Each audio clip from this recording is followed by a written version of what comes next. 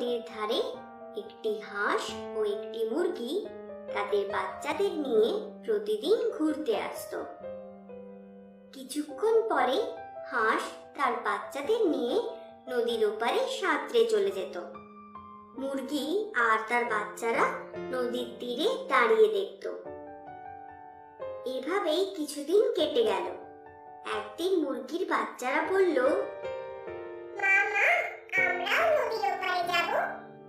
না বাছারা, আমরা তো অত দূরে উড়ে যেতে পারবো না, আর আমরা হাঁসের মতো সাঁতারও কাটতে পারবো না, তাই আমরা এপারেই খেলা করব। একবার যাব মা, প্লিজ। আচ্ছা বাবা, যাব। মুরগি তো তার বাচ্চাদের ওপারে নিয়ে যাবে বলে কথা দিয়ে ফেলেছে, কিন্তু ওপারে যাওয়ার উপায় কি? মুরগি চিন্তায় পড়ে গেল। ততক্ষণে হাঁস এবং তার বাচ্চারা চলে এসেছে। কি হলো ভাই, তোমাকে খুব চিন্তিত মনে হচ্ছে?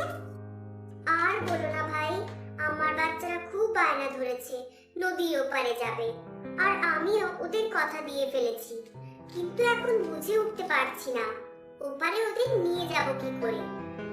আমরা তো এতটা পথ উঠতে পারবো না, আর নদীর জলে সাঁতারও কাটতে পারবো না। ও, এই কথা। তুমি কোনো চিন্তা করো না বন্ধু, আমি তোমাদের ওপারে নিয়ে যাওয়ার ব্যবস্থা করছি। সত্যি ভাই, তুমি আমাদের ওপারে নিয়ে যাবে? তাহলে আমার বাচ্চারা সত্যিই খুব খুশি হবে, আর আমারও খুব ভালো লাগবে। চলো ভাই, ওপারে যাই। হ্যাঁ, চলো চলো।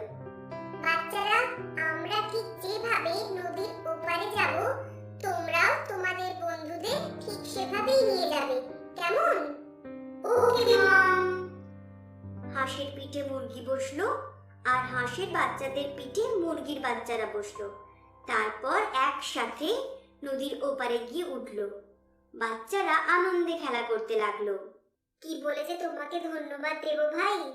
এতে ধন্যবাদের কিছুই নেই বন্ধু, আমাদের বড়দের দেখেই তো ছোটরা শিখবে। আজ আমি তোমাদের সাহায্য করেছি, কাল বাচ্চারা অন্যদের সাহায্য করবে। বাচ্চাদের প্রাথমিক শিক্ষা তো বাবা মার থেকেই শুরু হয়।